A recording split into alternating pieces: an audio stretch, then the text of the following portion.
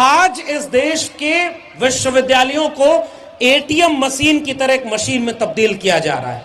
आने वाले कुछ दिनों में वो मशीनें साफ दिखेंगी।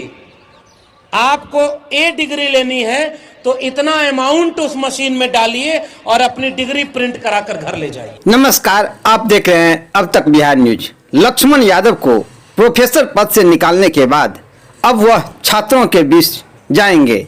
देखिए पटना कॉलेज परिसर में छात्रों के बीच क्या कर रहे हैं। सांसद संसद से बाहर हों, खिलाड़ी खेल के मैदान से बाहर हों, प्रोफेसर अपने क्लासरूम से बाहर हो, तानाशाह अपने आपे से बाहर हो, ऐसे वक्त में जनता को सड़क पर आ करके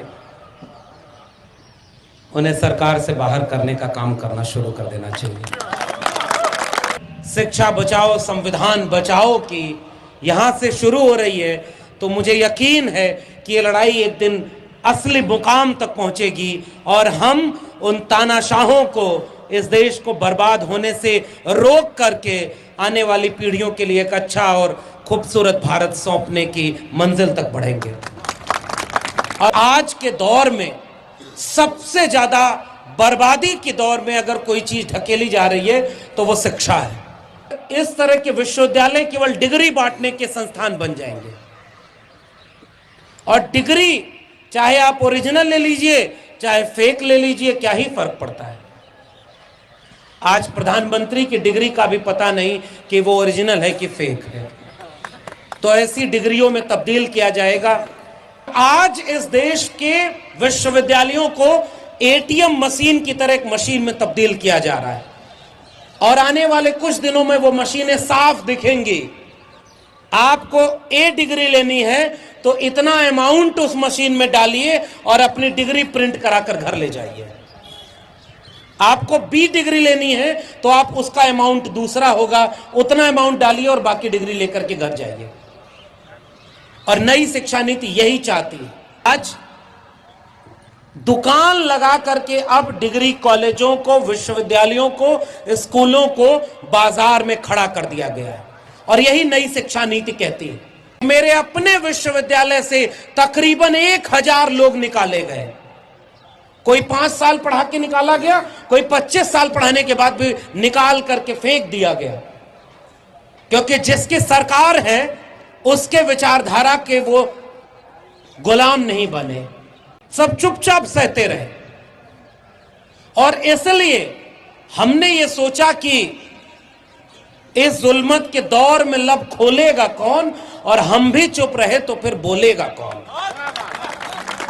इसलिए हमने कहा कि हम इस जुल्म और इस तानाशाही के खिलाफ आवाज उठाएंगे।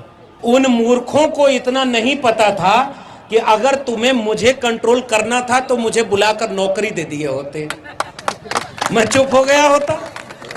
उन्हें यह पता ही नहीं कि आप हमें नौकरी न देकर हमारी बेड़ियों से आजाद कर दिए।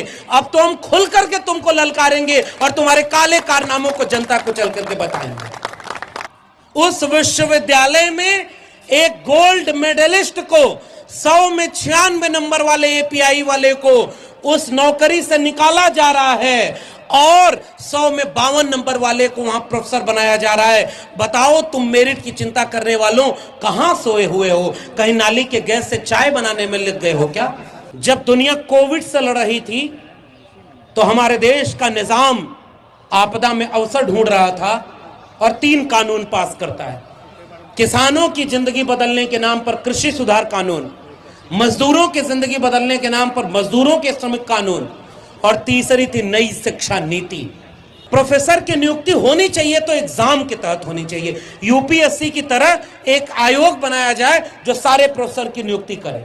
ये सब भाई भतीजावाद और आरएसएस का कैडर, और ये हमारे यहाँ तो पर्ची चल रही है भाई, ये सब बंद होना चाहिए। कुछ दिनों बाद का एक सिलेबस नैतिक शिक्षा की कक्षाओं में एक किताब के रूप में आएगा जिसका पहला चैप्टर एक ऐसे व्यक्ति पर होगा जो काला पानी की सजा पाने के लिए जब जेल में थे तो रात में एक बुलबुल आती थी और उससे पूरा भारत घूम लिया करते थे।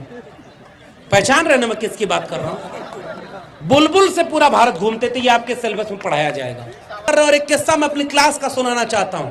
मेरी क्लास में एक विद्यार्थी था वो पीछे कोने बैठा रहता था और हर क्लास में सोता था। 3-4 दिन मैंने उसको टोका कि तुम सो क्यों रहे हो, वो चुपचाप जाग जाए। एक दिन मैं उसके पास गया और मैंने कहा कि तुम रोज क्यों क्लास में सोते हो, तो उसकी आंख भर आई। तो मैंने कहा कि यहां बताने लायक कोई बात नहीं है, तो उसने कहा नहीं, पटना के लोगों, शिक्षा व्यवस्था से जुड़े हुए लोगों, इसको आपसे बेहतर कोई नहीं समझेगा, हमसे बेहतर कोई नहीं समझेगा, इसलिए ये किस्सा आपको कहना चाह रहे हैं। उस बच्चे से मैंने कहा कि क्लास के बाद तुम बाहर आकर मुझसे मिलना।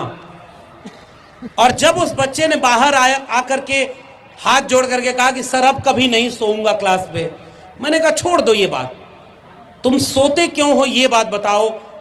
तो उसने कहा कि सर अब कल से नहीं सोऊंगा, लेकिन बता नहीं सकता। मैंने कहा बताना पड़ेगा। तो उसने कहा कि सर किसी से कहिएगा मत, मैं जब यहां से लौट कर जाता हूं तो 2 बजे से 10 बजे तक मैं पिज्जा डिलीवरी का काम करता हूं। और सुनिए उसके आगे के वो पूरा किस्सा, मैं पिज्जा डिलीवरी का काम करता हूं साइकिल से दिल्ली में, और उसके बाद 10 बजे जब लौटता हूं तो केवल 3 बजे तक सो पाता हूं।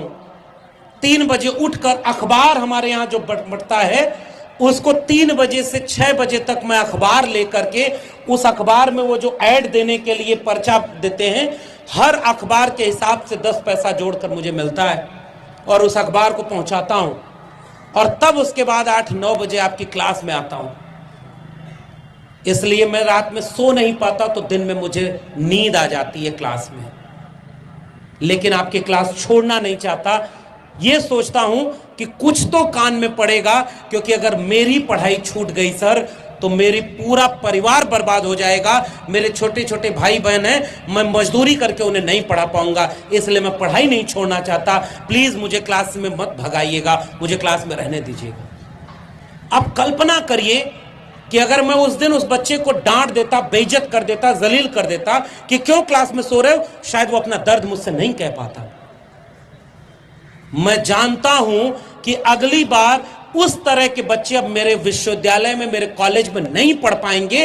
इसलिए मैं बाहर निकल के ये बात कहने आया हूं कि इस देश के गरीब, कमजोर, मजलूम के हाथ से शिक्षा पूरी तरह से छीन ली गई है। और वीरेंद्र डंगवाल की कविता आपसे साझा करके जाना चाहूंगा कि आएंगे उजले दिन, जरूर आएंगे, अच्छे दिन नहीं, उजले दिन आएंगे, उजले दिन जरूर आएंगे। मैं नहीं तसल्ली झूठ मूठ की देता, हर सपने के पीछे सच्चाई होती है। हर दौर कभी तो खत्म हुआ ही करता है, हर मुश्किल कुछ तो राह दिखा ही देती है। अब तक चलकर आए हैं इतने लाख वर्ष, तो आगे भी चल करके ही हम जाएंगे। आएंगे उजले दिन, जरूर आएंगे। इस कविता के साथ आप सबसे यही गुजारिश है, कलम और किताब बचाने की इस लड़ाई को सभी संगठनों के लोग एकजुट हो जाइए।